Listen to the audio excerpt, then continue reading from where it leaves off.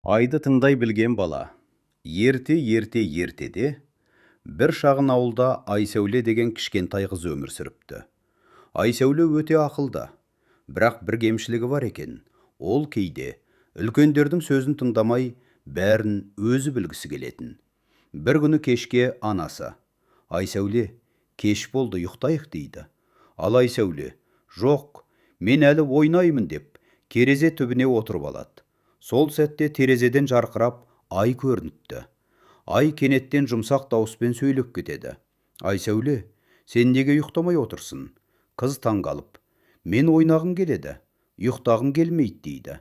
Ай жымиып: «Ал сен білесің бе, түнде ұйықтаған балалардың арманы жарық болады, ал тыңдай білетін балалардың жолы ашық болады» депті.